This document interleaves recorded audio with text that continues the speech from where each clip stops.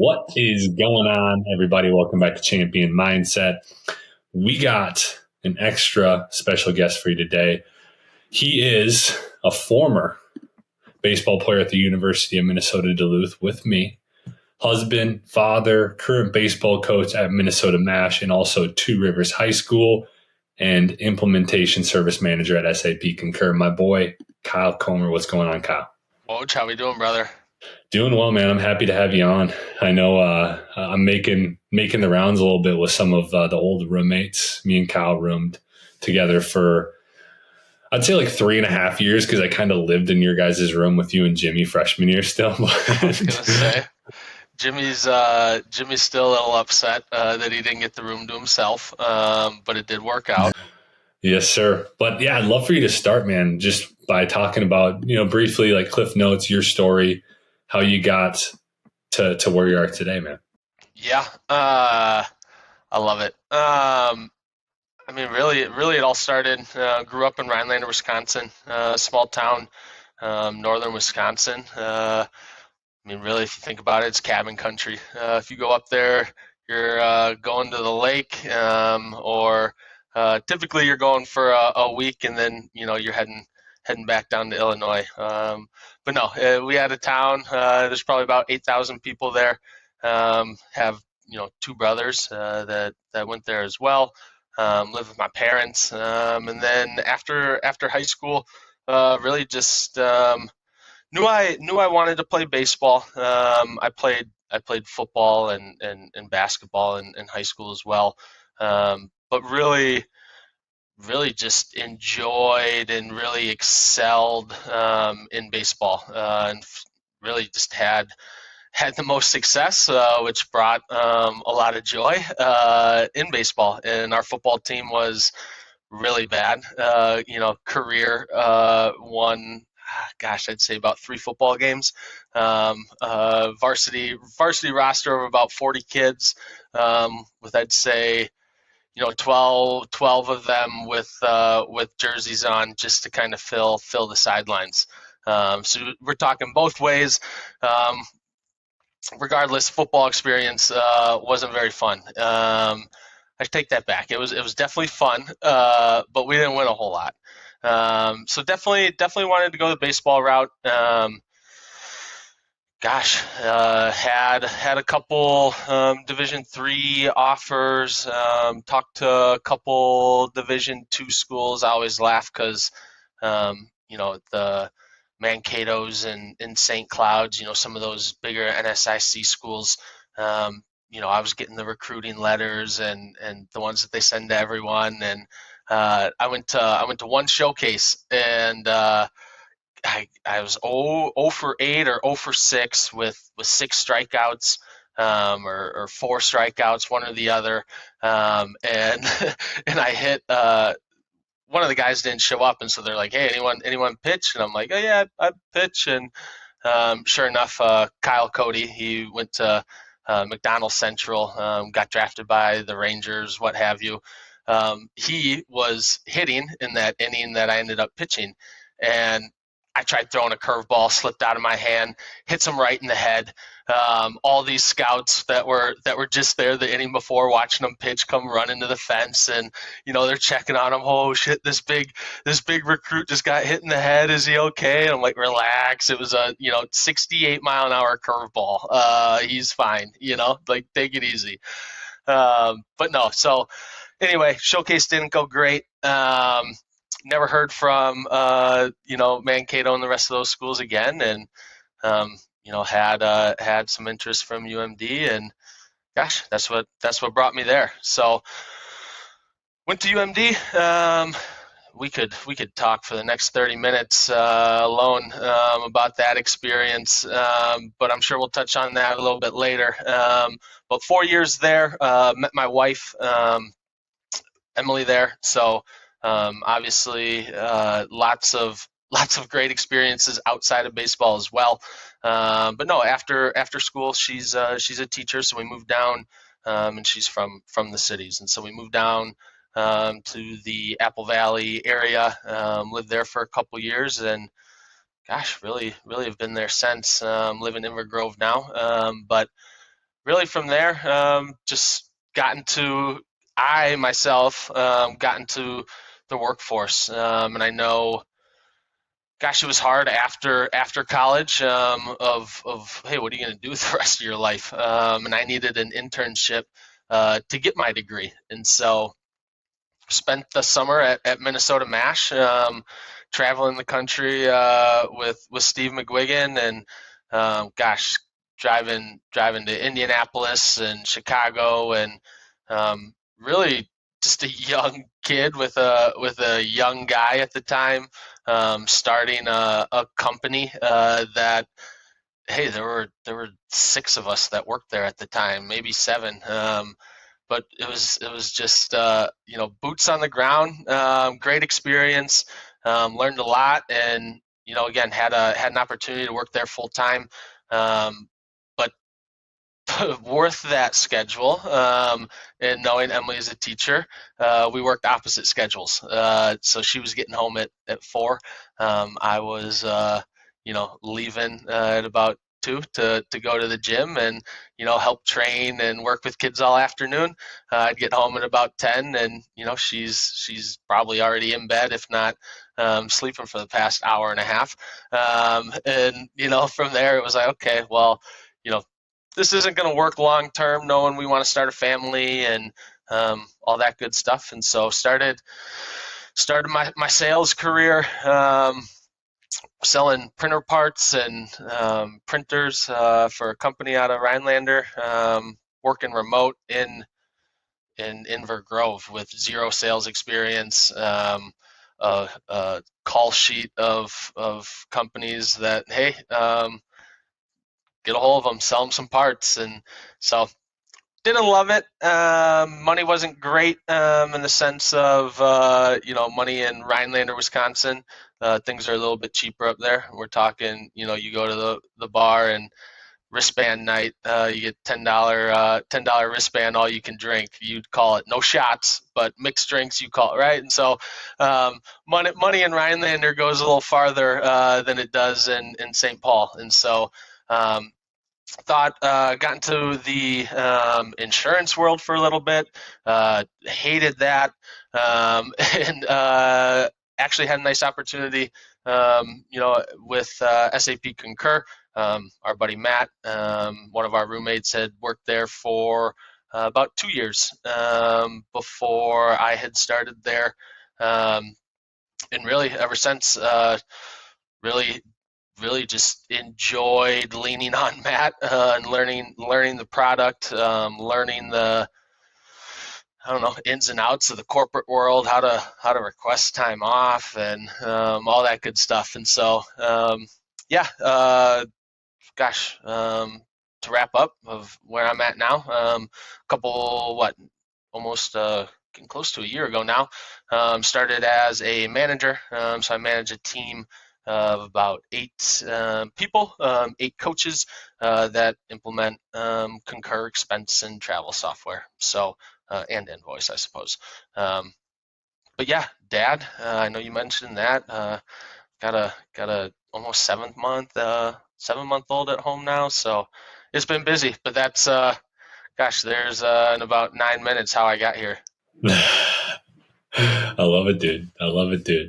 And yeah, man, going back to the tryout stuff, like the stuff you said at the start, like going back to that, isn't it crazy how, I mean, it's so reliant. You get like 8 at bats in these things. If you have a great game, like it can skyrocket you to like D1 status. And if you have shitty games, it's like people are like coming to your door and like shredding the letter that they sent you. Yeah, hey, wrong address. You got a brother? I meant to send it to him. Yeah, it's crazy, and I laugh now because working at MASH and being a part of club baseball 15 years ago, the GRB Rays, down south, and I think the Madison area, that was really the only. And I knew of Blizzard at the time because someone, a kid from Rhinelander, had actually gone and played in a tournament as a fill-in guy one weekend or something. So that was it. And so, nobody, believe it or not, nobody's really traveling to northern Wisconsin to check out baseball. And so thankfully, we had a really good high school team, a lot of good athletes in general. And so, I was fortunate enough to have, like I said before, a lot of success playing baseball. We won Legion as a sophomore, and so, you're playing. You start getting in some of those Legion state tournaments and whatnot. You start. I don't know. You start playing some of those schools from down south, and it's a little different. Oh, okay. Hey, he played well against a team that's a little farther south than Wausau. And so no, it's crazy thinking back to those showcases because like I said, I went to one. Didn't know what I was really going into, and they're like, hey, you start out playing defense, and you got 50 people standing at short, and all right, 6 ground balls, throw them as hard as you possibly can. Who cares what your mechanics look like, because all we're going to send on the sheet after is how far or how hard you threw it. Boom, boom, okay, boom, done.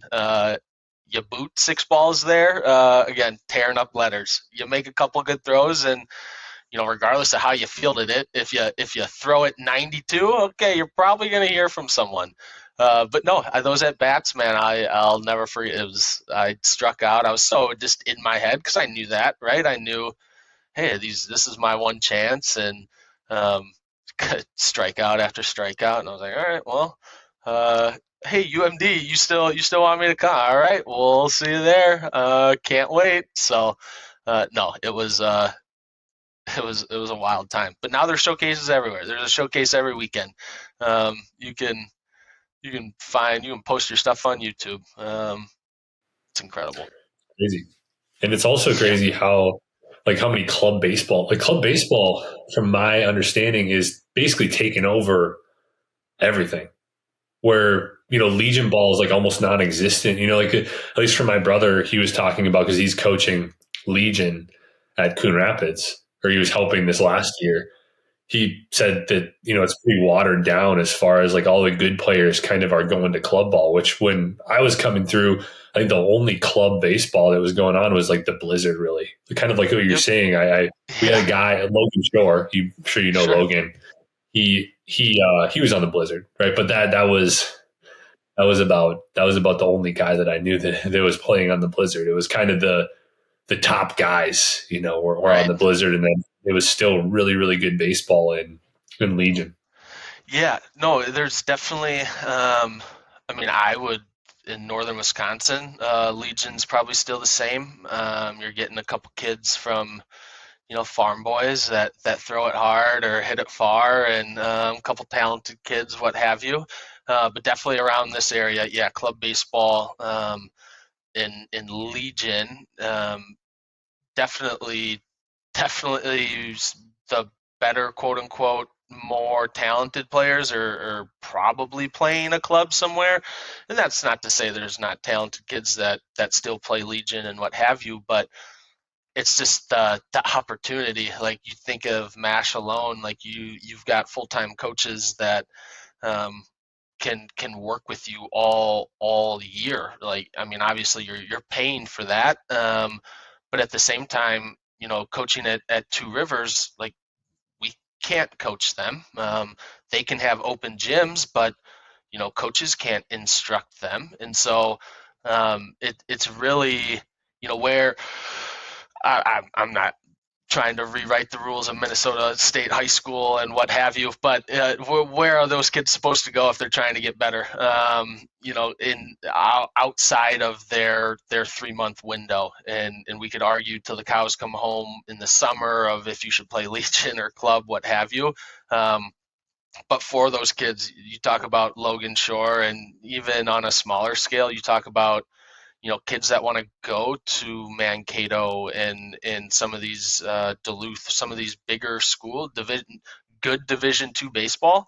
Hey, it probably helps if you're giving them more opportunities to see you in the summer outside of your Thursday night Legion game, or your, one tournament that you go to, so it's all, I don't know. And again, if the people that say, oh, you shouldn't play club because, the money is not in baseball scholarship, there's so much more outside of that, when it comes to, molding and coaching a kid and teaching them how to be a young man or a young woman. They're doing softball now too, and so I don't know. It's far more than the scholarship, but I mean, there's been a lot of talented kids that have definitely earned their stripes there as well. Yeah, no, I mean, I think that's good. It's just crazy how it's changed, and No yeah, doubt. I'm sure there's a lot of kids that really come into their way with that club baseball and with the reps. I For mean, we sure. know me and you, we almost kind of made like a pact going into senior year that we were going to put in just tons of extra reps with everything. I remember just sitting on the football field and running sprints all the time Yeah, and constantly doing, extra biking and constantly, although we did also drink a lot, spending extra there's time that. hitting, There's right? that. Because it was, but I mean, I think that there's something to be said about that in anything, right? Like Yeah. where the more reps you do put in, the better results. Because the proof's in the pudding our senior year, right? Like both of us had by far our best years of our careers, along with, 3 or 4 other guys on the team. And it was, I always look back to that when I've kind of looked at what things from that can I take and apply it to business or apply it to my daily life. It's like, oh, if I put in the reps, All of it. if I work my ass off, like I'm going to, the results happen, right? Like it's not just, you can't just sit there and fucking think about it and just Right. assume that it's going to, happen. It's all applicable, right? I mean, you think about the 5 a.m. lifts freshman year. They're 5:15, whatever it was. Like that's a choice. Like there were so many other kids that even kids that were recruited in our class that were like, they're nope, not for me. Talented kids that, I mean, just said, hey, I don't want to get up at 5. It's not worth it, right? And so, yeah, it's all relatable. There's choices, and there's, if you want to be good at something, you gotta put in the work, and eventually, right? Whether mechanically, baseball speaking, your swing's actually getting better when you go and hit for an hour on a Thursday night. Who knows?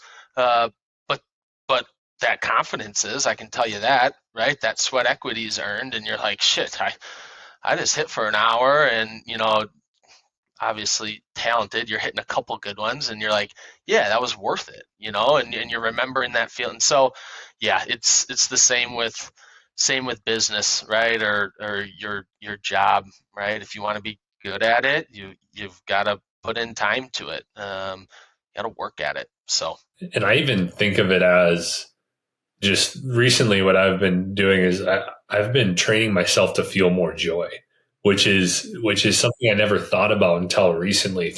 I've gotten pretty deep into meditation recently, and I think of it as like, as I've kind of thought back to it, it's like, oh, you kind of, every kid, I'm sure you're seeing it with Cora, like every kid really comes out, is born, and they like are playful and joyful, right? And they might cry here and there, but then they go back to that like laughing and like, just no care in the world type feeling. And then I think over the course of our lives and our childhood, just based on shit happening and based on maybe getting disciplined or based on, our friends and the people we surround ourselves with, we start to we lose that joy, that playfulness that we have as kids that is still inside of us. And so I've been trying to see how I can train that to come out, and train myself to feel that. And I've noticed that it's crazy how that works, where it's the same thing as reps with the guitar or reps with swinging, that if you do it more often, it's like, oh, this becomes a normal feeling,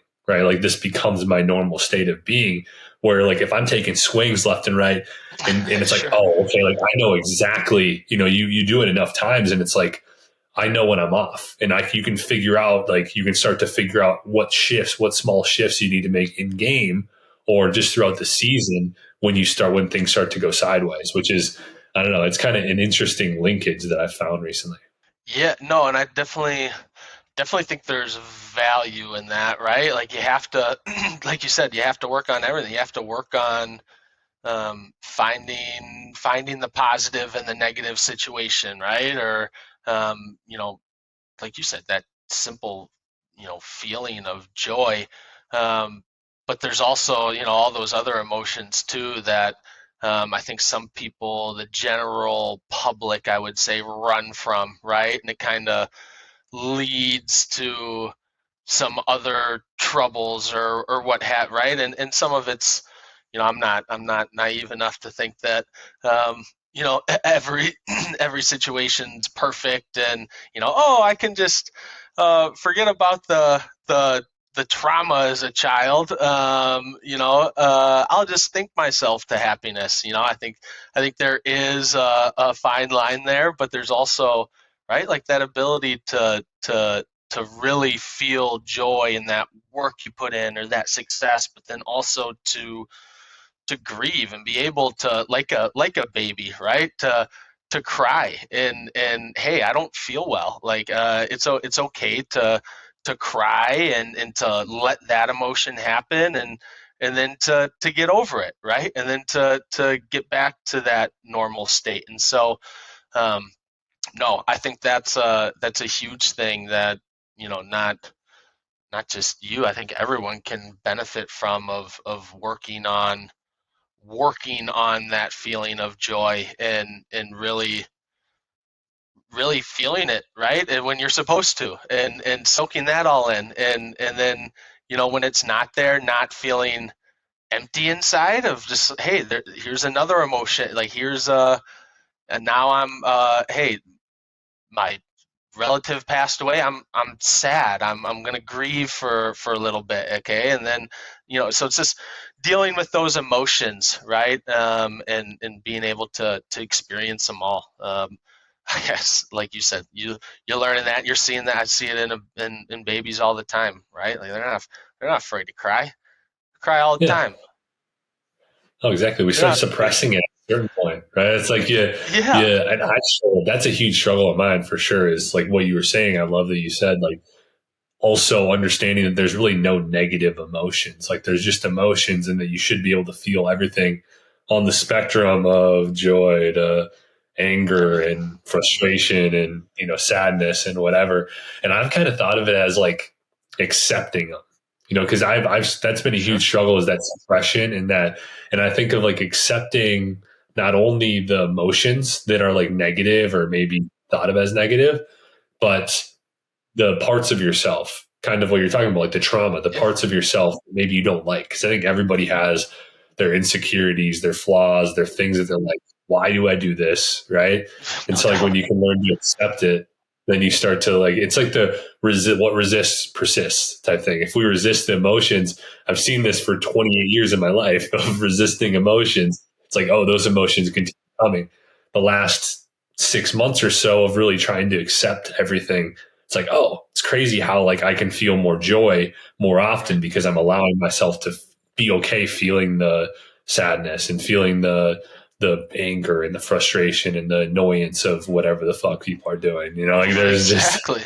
Of life, right, like people, yeah, that's life, right, and then at the end of the day, it really doesn't matter, so oh my I god, mean. we could get deep into this. Like, I I was walking around today on a walk, and I was looking around. I'm like, it's so crazy that we walk through this life. Like, everybody sees it just through their eyes, and nothing fucking matters. It's like you could do, like, we make up all these worries and things when most of the stuff we worry about is so small in the grand scheme of things. Isn't that crazy? Yeah, and that, I don't know. I think that's communication is just so important in that fact, and of knowing, once you can understand that, like, I can read the same exact thing you do, and we're gonna have a completely different it's going to make us think about a different memory or we're going to read that differently. That's just human nature. And not only me and you, but everyone else is going to read that different. And so it's like, okay, well, hey, you're pissed off at me because you read that. I'm sorry. I didn't mean to piss you off. This is what I meant to say, right? Or this is right. And it's like you just have to be more willing to. I think that just makes you more willing to accept people, and just makes you back to your happiness when you're willing to accept that you're not in control of someone else's like if I okay, there's a fine line. Like, you can be rude and be an asshole and piss someone off, and they've got every right. But if I'm just going about myself and being me, and that pisses you, like, that's okay. Like, there's some people that aren't going to, right? And like, if you can get over that and just accept that people see things differently, right? Everyone, you become more understanding of everyone, um, and it makes you a lot more empathetic, right? Because everyone's going through some shit, or is battling. So someone had a bad day, and hey, I'm not going to judge this person off the one time I saw them when they had the worst day that they've had in weeks. Like, maybe I'll cut them a little slack. Oh yeah, dude. No, that's a good point, and that's something you probably know better than most. Like I in college, I wasn't a very understanding person necessarily, but like I've grown to. I think I've had enough For sure. run-ins now, or it's like I've had some things where I got frustrated at somebody, right, for like missing a call or like doing something else, and it ended up being that like something terrible happened, right? And I was like, it only takes that happening like once or twice for you Right. to be like, I'm an asshole, and like everybody's going through shit, and I try to give people the benefit of the doubt for sure. Now it's like, okay, like you just don't know, because I mean, I'm sure you've been in this scenario. I've been in this scenario many times where like dudes don't always show what they're feeling, right? So like Right. we could be in a rough fucking place. I've been in rough places in my life, and nobody would know, right? Sure. Nobody would Yeah. know, and so then there's probably so many people out there that you come in contact with that are in a terrible place, and they might not even be showing it, but maybe you getting pissed off at them or like just saying Yeah. something stupid is going to Yeah. like completely ruin their day, their week, their month, and just pile on to all the shit that's already going on. Yeah. Be kind to people, right? Just be a little nicer to people. I know. Understand what people are going through. Well, let me ask you, Kyle, shift in direction. So like we didn't go here right away, but I think that was a good little talk. What with me and you both played a lot of sports, right? You played football, basketball, and baseball all throughout up through high school. You played 4 years at UMD, Minnesota Duluth. With me, like that's a lot of time to be dedicated towards athletics. And I would assume, especially playing three sports in high school, all of your time was probably taken up by sports for the most part, right? Like all of your time in college, obviously, me and you both know like college sports is no, cakewalk, right? We're doing a lot of shit. We got the morning lifts, we got the practices, we got the games, we got, everything's kind of dedicated towards the sport.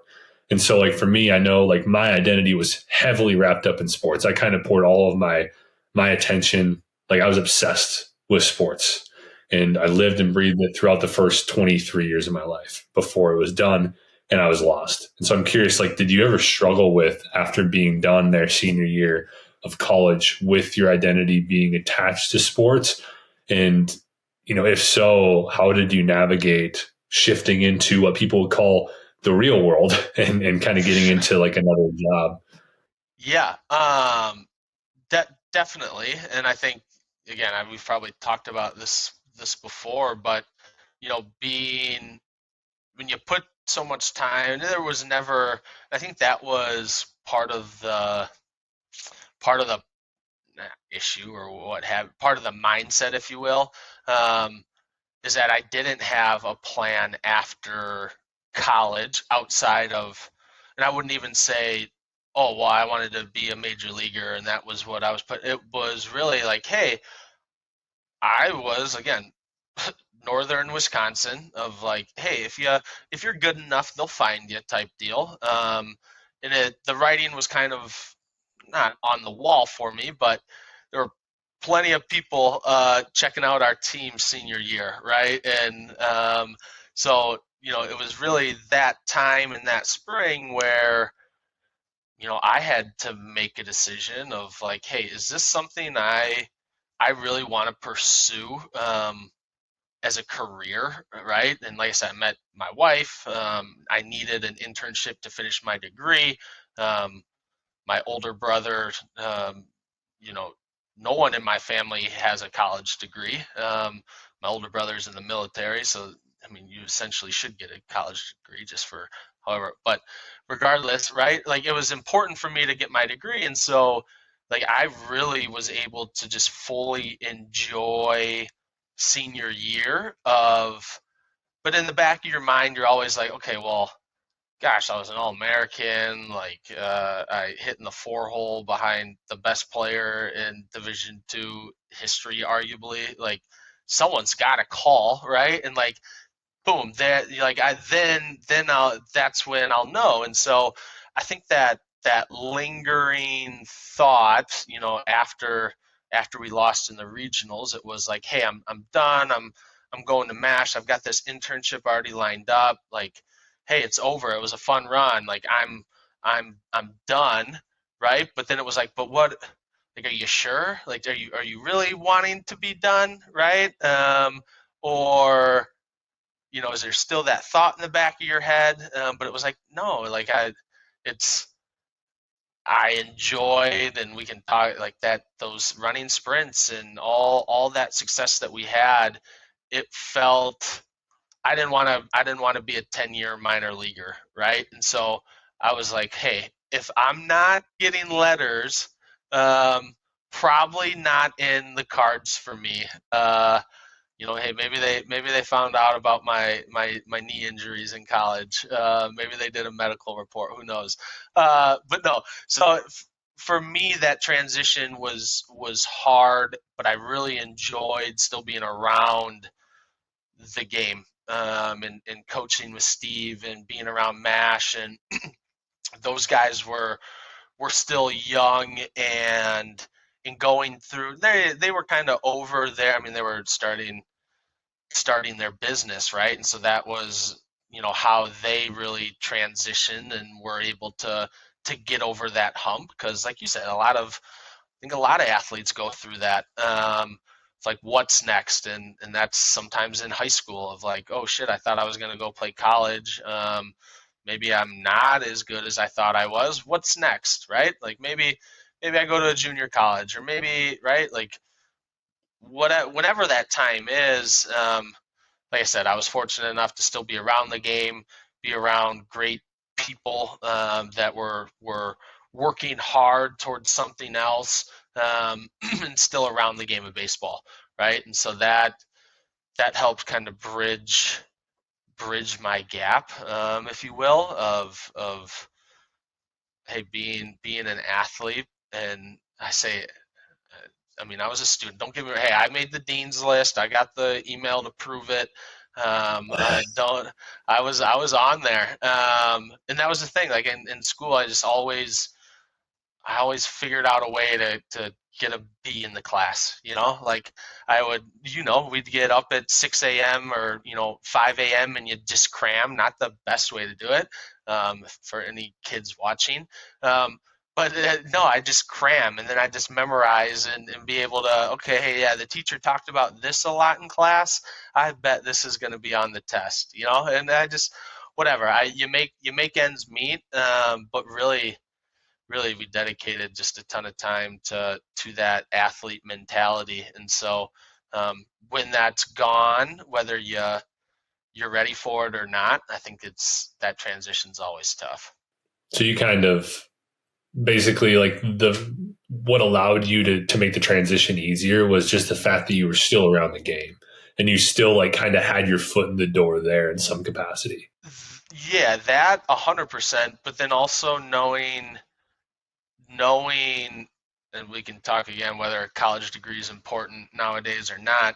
But but that was important to me. That's a lot of money. And my family didn't have a lot of money, and right, we always made ends meet. It's not like, I went to school, with, the same clothes. It wasn't that, right? But going to college and sending a kid to college, that's expensive. And so I was, it was cool to get a college degree. We didn't get to walk, which was also cool because we were playing baseball and we were really good. And I would have rather been playing baseball than like that part wasn't important to me, but it was the fact that, hey, hey, I graduated. This is important, um, down the road. And so that piece, still being around the game, being able to, again, like I said, I keep maybe sweeping this, but having Emily, right? We were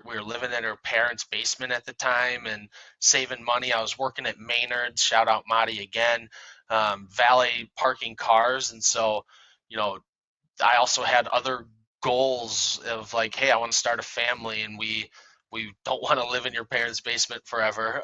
So let's save some money and buy a house, and then came dot, and so that transition was tough, but being around the game, knowing, thinking back really now, on all the success and all the stories we had and all the friendships and all that. I mean, you wouldn't change that for anything, but maybe that transition, right? Maybe that transition could have been a little more smooth, between no longer playing and getting to work and all that good stuff. It's tough though, man. And I think No doubt. first off, shout out Emily, the best. Emily's the best. And yeah, I think that's awesome that helped you too. Just, I mean, you guys met sophomore year. Was it Yeah. sophomore year that you guys met? Right? Yeah, we were Well, at the Third Street place or whatever. yeah. I mean, if you ask me, I met her freshman orientation. She was in my little group when we picked classes, and she doesn't remember that part. There's a lot she doesn't really recall Yeah, from freshman year, but yeah, we do say we met officially sophomore year. yeah, yeah. But that's awesome. And this guy, by the way, he one of the best two strike hitters in the game. Literally, Here we go. dude, you're fucking Yeah, nails. Like two strikes, such a hard guy to strike out. And batted right behind me in the four hole for what, like 4 years, like all 4 years, just about basically. Like I maybe hit at least the leadoff last three. sophomore year. Right? I was gonna Oh, say you I were hit leadoff leadoff, sophomore year, for a right? little bit. But then once we got our head back on straight, and realized that I was a very good leadoff hitter, yeah, it was no, it was fun. But back to like, hey, two strike approach, like you got to have confidence in whatever you're doing, and if you're not putting in reps working on a two strike approach, you're probably gonna be a shitty two strike hitter. And that was something that I bought into. I never had a two strike approach. And then all of a sudden, we get some collegiate coaching, and you get berm and TP, and you start, oh wow, I can be a better hitter if I work on this specific situation. So no, I appreciate that. It was I'll never forget that Southwest series where they intentionally walked you, and I hit a bomb, and I came back into the dugout chirping, and Bob was all pissed. He was not happy, and I was like, "Come on, pal." They just Come on. they intentionally walked this dude to get to me. Come on. Yeah. Well, they couldn't do Oh, that much. I think that every time they did that, you fucking made them pay. So that was I'd like to awesome say because it every was time. I'm sure I missed a couple, just about. but well, yeah. They Southwest was one of the only teams that just about every time first base was open, they walked me, and I think that See you ya, yeah. fucking that stopped after like the first few games of that series because they're like, oh my god, no. They're like, we're getting Oh, dude. annihilated. It's instead of like a solo shot, it's a 2-run bomb because Kyle's hitting one over the fucking fence. Do you remember? So not this is maybe off topic, but do you remember Game 4 of that series? I think it was Game 4. Um, we gave up probably 7 runs in the bottom of the first. We were down like 7-0. We're like, oh shit! Like, in the next inning, we put up a 5 spot, a 6 spot, and then we ended up I think 10 run. I'd have to double check, but it was just crazy because it was pretty sure Bob chewed our ass in the top of the second inning because we were all on after those intentional walks in the first three games, and then you give up a 7 spot in the game four. It's like, ooh, okay, maybe we're not quite done yet. Let's keep the gas pedal down here. I do remember that. I think we actually took the lead. I think we let up like 8 or 9, and then we put up like 10. It May was have something been something. crazy like that. Yeah, it And I think was. that might have been the game where we had 2 instances of back to back to back home runs in the game, Yeah, which is pretty absurd. that is absurd. Oh, I think good Jimbo times. started both of them. Yeah, Jim, classic Jim, just hitting bombs. Good shit. Well, let me ask you, dude, like, I guess a few more questions for you. Yeah, First off, like, we talked a little bit about just lessons. I was talking early on in the pod about how, the reps, right? Like, was one of the big things I've took about is that if you work hard, that shit's going to come to you, right? Like that the results come to the people who work their ass off, right? And I think that goes for just about anything that anybody's involved in. But I'm curious, like, what are some of the biggest lessons that you learned from your time playing sports that you have translated to maybe your coaching or your job currently or anything else? so that's a great question, and I think we kind of touched on it before, talking about like those sprints and that extra stuff of like, hey, if you, whether it's business, sports, what have you, um, if you do what the job title says or what is just in the program, right? It's just here's your workout, here's your 3x10 set, what have. If you just do that, or we practiced for an hour, I took 20 ground balls, I'm good, right? If you just do that, right? There's some people, right, that's enough, and they're successful, right? They do enough to get by, and they compete on their varsity team and what have you, right? But if you really want to excel at anything, right, like you have to be willing to do a little bit extra, right? And that's, again, it could be something simple, right?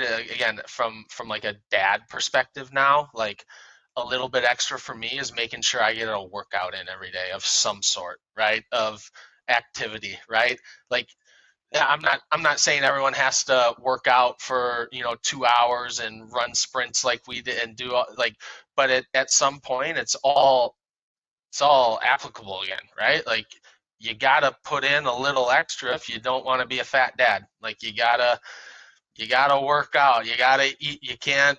I know it's tough making dinner and what have you, but like, hey, same thing with sports. I think that would be the biggest lesson, right? Is you talk about high school kids, and there's the opportunities out there now with club and the resources. YouTube videos 20 years ago or 15 years ago, a little different than what you can probably find on YouTube now.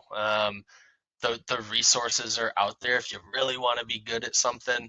um, I encourage you to work at it, right? And put a little bit extra in, a little bit outside, the job, the quote unquote job description. If that's something you want to excel in, right? Like that's something else. If you just want to be a varsity baseball player and that's how you find happiness, and you don't want to get that promotion at work, like, hey, so again, I don't care. I'm not your my happiness isn't reliant on you, right? Being, I want the best for you, but I'm not. It's not my job to change you if you don't want to be changed. You can lead a horse to water, but you can't make him drink. And there's times and place, and sometimes, like I said, if we hear one thing right now, I might hear that same phrase 5 years from now, and it might be like, oh shit, now that makes sense. Hey, that college degree, yeah, that is a little bit more important than maybe I thought it was 19 years old when, I'm using my $100 in my bank account to buy McDonald's and a case of beer and what have you, right? So I don't know. It's one of those things that if you just have to put in the work, you have to be willing to go a little bit extra. If you want to reach that next level, right? If you want to really succeed in whatever you're doing, being a Yeah. dad, brother, husband, you got to put time and effort into that if you want to be good at it. No shortcuts. There's no There aren't. shortcuts. There really No, aren't. like some people can get some places with shortcuts, but I think it always ends up crumbling on them. Like if you get there via a shortcut, you might stay there for a second, but I think that it crumbles down on you at a certain point. It's kind of like it's almost like the lottery, right? Like Yeah, it's you don't have the base, right? If you that's why you see so many people who win the lottery end up going bankrupt is because they don't have like the identity of somebody with that money, or they don't have the habits and the skills of somebody with that money, and so like they don't know how to live with that amount of money, right? Like maybe some people can figure it out, but I think a lot of people, sure. that's why you see it over and over again with that. I think that applies to people who take shortcuts, where if you do get to where you maybe were wanting to get, Yeah. you didn't develop the skills and habits to get there in the right way. And so it's probably not going to last for long. Yeah. That's in job, that's in sport. Hey, if you don't develop the skills and all of a sudden you're in the interview for the promotion and they ask you about it and you can't talk to it because your buddy did it for you. It's like, maybe it catches up to you eventually. So no doubt, can't no replacement for some sweat equity. Yes, sir. I love it. Well, last question for you, Kyle, and I Yeah. appreciate you coming on. Before I get to the last question, where can everybody find you if they want to Oh connect boy. with Kyle Comer and get some stuff? I'm not super active. A lot of my social media posts on Twitter are likes related to Cowboys. So if you want to follow me this football season for some high level coaching suggestions for the Dallas Cowboys, follow me, Kyle. I think it's Kyle, maybe K Comer 2 on Twitter. Just search, reach out to me, reach out to Alex if you really want to follow me on Twitter. I'll find his. I'll I was put gonna his say Twitter in the description. Instagram the same way. If you want to follow me and see some cute baby pics of my daughter, my wife, probably some good food she makes me. Yeah, that is Kyle Comer on Instagram. So yeah. Other than that, I don't know. I definitely get into scroll mode every once in a while, but really, and it's bad during football season, right? Fantasy football. I just feel like I'm just always doing shit on my phone. But no, try to be kind. I don't post a whole lot. So if you follow me, don't expect a whole lot. Well, I'll put your tags in the description here for anybody who Love wants it. to follow you. But kind of finishing up, you got a 7 month old baby, and obviously at this point you're a busy man, and so I'm curious on how you manage your health and your routines since this like big life change of having a daughter. Yeah. Well, it's definitely different, but it's been the best different ever, and really the routine. I mean, again, shout out Emily. It's been super cool watching her be a mom and navigate that. I mean, I've read zero baby books. We went to one class. I mean, you just learn naturally, right? Like you just figure it out. And so to figure things out together and navigate that, super fun. And I don't know, when it comes to health and fitness and that on top of that, I mean, the sleep is those first couple months. The sleep is what you're not getting. You can't. Hey, forget your Whoop sleep bandit, whatever you're tracking your sleep with, forget that, But in all honesty, it's been, like I said before, trying to carve out. I'm not a all American athlete anymore, So I carving out 30 minutes for me, of a focused workout, if you will, of hey, I'm not just going for a walk. I'm not, just doing a couple curls. I'm gonna actually, I'm gonna do a bunch of lunges. I'm gonna ride the bike. I'm gonna get a good sweat, right? Carving out 30 minutes. I mean, it's I schedule that in my day, and that's part of why I love SAP Concur in my job, right? And that flexibility of working remote.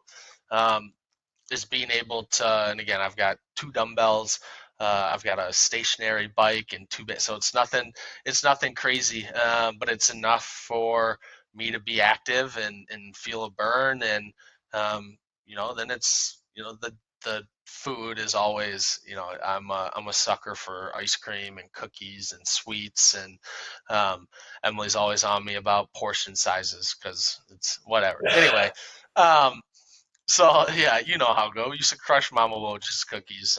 They'd be gone in 20 minutes. So regardless, right? And I've learned that hey, I don't work out like I used to. I can't eat half a plate of brownies anymore and then go and work out and play baseball and what have you. So toning some of that down, regardless of if you got a newborn or not, just being cognizant of it.